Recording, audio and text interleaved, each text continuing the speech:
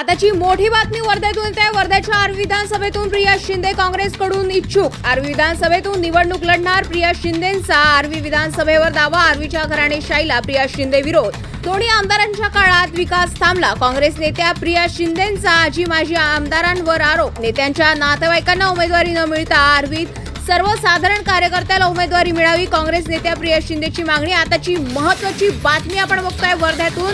वर्ध्याच्या आर्वी विधानसभेतून प्रिया शिंदे काँग्रेसकडून इच्छुक। आर्वी विधानसभेतून निवडणूक लढणार प्रिया शिंदेंचा आर्वी विधानसभेवर दावा। आर्वीच्या घराणेशाहीला प्रिया शिंदे विरोध।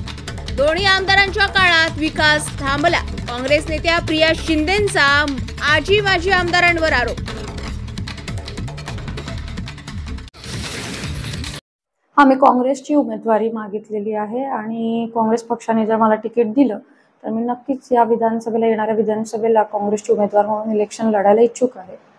पहा, कुठे ना कुठेही आपल्यासाठी अत्यंत म्हणजे मी बोलते, बाकीचे लोक बोलायची हिंमत करत नाही।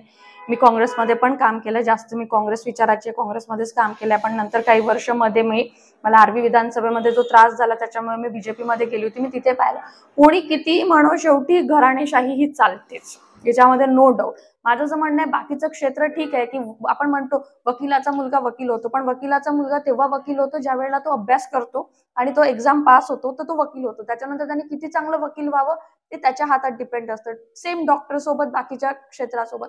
पण मला असं वाटतं राजकारण एक असं क्षेत्र आहे की ज्याच्यामुळे लाखो करोडो लोक तुमच्यावर अवलंबून असतात, तुमच्या निर्णयावर अवलंबून असतात, त्या भागाचा विकास तुमच्यावरती अवलंबून असतो। त्यामुळे मला असं वाटतं की कोणीतरी वडील किंवा दौरा किंवा भाऊ आमदार आहे किंवा खासदार आहे म्हणून त्याच्या फॅमिलीतलं कोणाला तरी द्यावं, मग त्याच्यामध्ये ते गट्स असो किंवा नसो। पण कार्यकर्त्यांची एक मानसिकता असते की नवीन कोणी नेता तयार होण्यापेक्षा ज्याला आपण नेता मानतो त्याच्याच घरच्याला आपण फॉलो करायचं, आणि म्हणून ती संधी कधी कधी ते गुण, ती कॅपॅसिटी नसताना एखाद्या व्यक्तीला मिळते आणि ते पुढे चालून त्या मतदारसंघाच्या विकासासाठी अत्यंत धोक्याचं राहतं। त्याचं एकमेव उदाहरण म्हणजे आर्वी मतदारसंघ आहे। गेल्या इतके वर्षापासून तिथे आर्वीचा काही विकास नाही। मला आधी हा प्रश्न विचारायच्या पहिले स्वतःहूनच सांगितलं की आर्वीमध्ये एक अशा प्रकारची चर्चा केली गेली आहे की ही सीट आधीच सुटलेली आहे राष्ट्रवादीला। पण मला असं वाटतं की जेवढी मला माहिती आहे तेवढी नेत्यांकडनं आपल्याला की अजूनपर्यंत कोणत्याही प्रकारच्या वाटाघाटी विधानसभेसाठी झालेल्या नाहीये, अजून ती सुरुवात पण झालेली नाहीये। आणि आताच 2-4 दिवसाअगोदर वर्धेला जी पक्षाची आढावा बैठक झाली, जिथे अपेक्षित उमेदवार सगळे आलेले होते, ज्यांना ज्यांना तिकीट मागितली त्या उमेदवारांचे, तर त्यावेळेला सुद्धा भाषणांमध्ये हेच सांगितलं गेलं की आपल्या मधला नेता म्हणजे खासदार बनून गेला पण तो तुतारीच्या चिन्हावरती गेला। हाच जर काँग्रेसच्या चिन्हावर गेला असता तर काँग्रेसला जास्त आनंद झाला असता।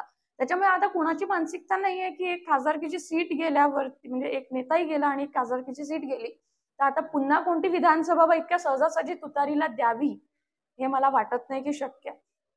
आणि समजा यदा कदाचित गेली तुतारीला तर माझी अशी इच्छा राहील की ज्यांनी खरोखर राष्ट्रवादी पक्षामध्ये अनेक वर्षापासून काम केलं आहे, त्यांनी तो पक्ष तिथे आर्वीत तसं पाहिला तर नसताना जे काही लोक तिथे काम करत असतील, मोजके लोक, त्यांच्यामधून कोणाला तरी ती उमेदवारी दिली पाहिजे, ना की घराणेशाही पुढे कंटिन्यू केली पाहिजे।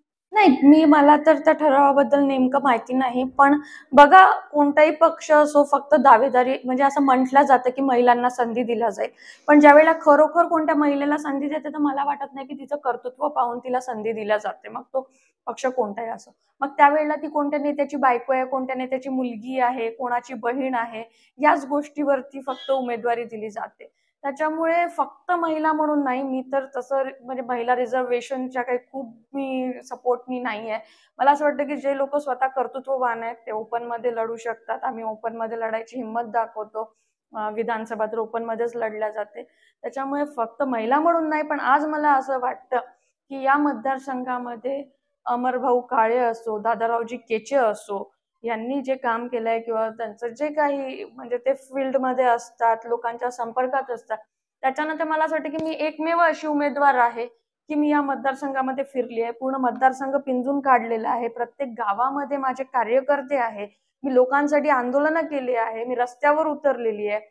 नुसते दिखाव्याचे आंदोलन न करता त्या आंदोलनातून आउटपुट आपण जनतेला काढून दिलेलं आहे, सतत समाजकार्य करत राहिलेली आहे। असं नाही की आज विधानसभा आहे म्हणून 4 दिवसात आपण नुसतं टीव्ही समोर यायचं, बॅनर पोस्टर लावायचे, खूप पैसे झाले म्हणून खर्च करायचं, असं न करता आपण या विधानसभेत काम केलंय। आणि नेमकी कुठेतरी काँग्रेस पक्षामध्ये आज पोकळी निर्माण झाली आहे आर्वी विधानसभा क्षेत्रामध्ये। त्याच्यामुळे मला असं वाटतं की ती संधी मला मिळाली पाहिजे. मी स्वतःला त्या लायक समजते. मला असं वाटतं की माझी स्ट्रॉंग दावेदारी आहे आणि नाही मला मिळाली तर कमीत कमी खरोखर जनतेत काम करणाऱ्या आणि सर्वसाधारण कार्यकर्त्याला तिकीट मिळावी अशी माझी अपेक्षा आहे. पाहिलं तर आर्वी विधानसभा मतदारसंघाचा पाहिजे तसा विकास आज सुद्धा झालेला नाहीये. रोजगाराचा मुद्दा तर अगदी जुना वर्षानुवर्ष आमच्या इकडचे की आजपर्यंत तिथे कोणत्याही प्रकारचा रोजगार उपलब्ध झालेला नाहीये. शिक्षणाची पाहिजे तशी सोय नाहीये, डॉक्टर्सचं पाहिजे तसं हॉस्पिटल अवेलेबल नाही आहे. आजही इन्फ्रास्ट्रक्चर वाईज पाहिलं तर आर्वीची कंडिशन जसं आम्ही आजपासून 30 वर्ष अगोदर आर्वीला बघत होतो तसंच आज सुद्धा आर्वी आहे. अनेक मुद्दे आहेत, पण आज खरं सांगायचं तर आज जी माझी लढाई आहे ती तर पहिली ही आहे की ज्याप्रमाणे लोकसभा ही काँग्रेसने आपल्या हातून सोडून तुतारीला दिली, तशी ही विधानसभा तुतारीला न जाओ आणि ही सीट, कारण की वर्धा जिल्हा हा कायम काँग्रेसचा गड राहिलेला आहे आणि इथे फार मोठे मोठे नेते होऊन गेले, म्हणजे कमलनयन बजाज असो, संतोषराव गोडे असो, प्रभाताई राव असो, वसंतराव साठे असो, एवढे मोठे नेते ज्या जिल्ह्यातून खासदार बनून केंद्रामध्ये ज्यांनी काम केलं आहे, काही लोक मंत्री राहिले आहेत केंद्रामध्ये, असा वर्धा जिल्ह्याचा गड आपण सोडलेला आहे. तर आमची इच्छा आहे की ही विधानसभा काँग्रेसकडेच राहिली पाहिजे आणि कोणत्याही घराणेशाहीला पुढे न नेता इथे एका सामान्य घरातून आणि लोकांमध्ये जनतेमध्ये काम केलेल्या व्यक्तीला इथून तिकीट मिळाली पाहिजे, ही माझी अपेक्षा आहे.